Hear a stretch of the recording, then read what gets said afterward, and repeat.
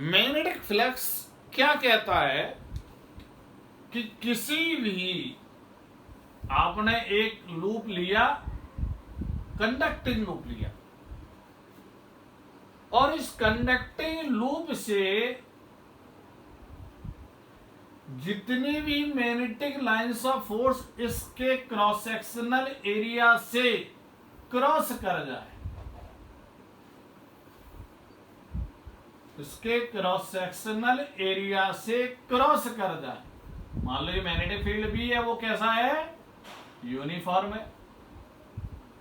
अब uniform magnetic field लिया, इससे फायदा क्या होगा कि ये जो आपने लूप लिया है, तो इसके लूप के अंदर जो इसका एरिया ये उसके हर यूनिट एरिया से बराबर बराबर लाइंस क्रॉस करेंगी, और इससे क्या फायदा होगा कि हम मैग्नेटिक फ्लक्स को निकाल लेंगे, क्योंकि यदि यूनिफॉर्म मैग्नेटिक फील्ड की इंटेंसिटी यदि बी है तो आपका हर यूनिट एरिया से कितनी लाइंस क्रॉस करेंगे? बी।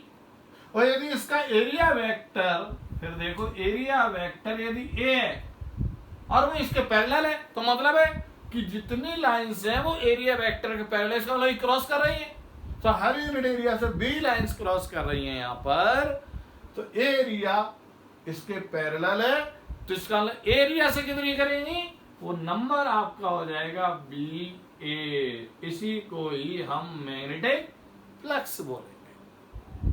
लेकिन यदि ए वाला इस वाले के आंसर आ गया। अब हमने क्या किया कि लूप हमने ऐसे ले लिया, और जब लूप ऐसे ले लिया तो एरिया वेक्टर आपका ऐसे हो गया, और यहां पर ये मैग्नेटिक फील्ड वेक्टर आपका ये हो गया, और ये एंगल थीटा है।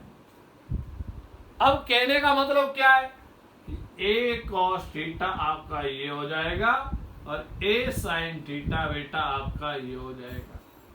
तो ए कॉस थीटा से लाइंस बी, ये देखो यहाँ पे बी और ए कॉस थीटा एक दूसरे के पैरेलल है, मतलब ये वाला फ्लक्स देगा एरिया और ये वाला फ्लक्स नहीं देगा। तो हर यूनिट एरिया से कितनी लाइंस ऑफ फोर्स क्रॉस करेंगे? बी।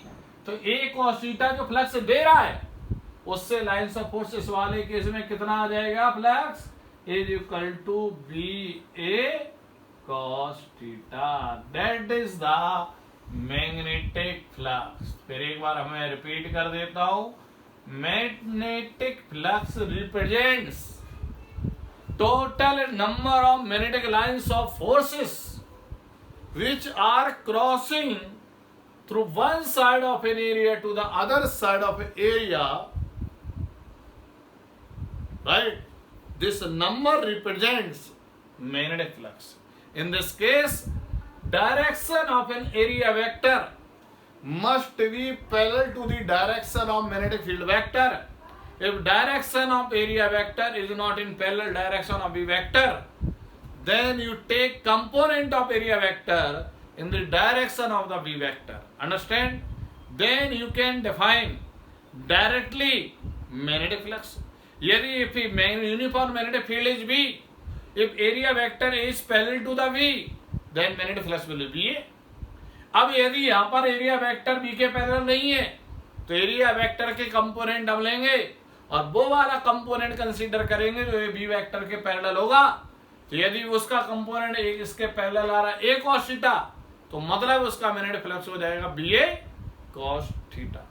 इट इज वेरी बड़ा इंटरेस्टिंग था, ठीक है कि नहीं? ये आपका क्या है? Magnetic flux.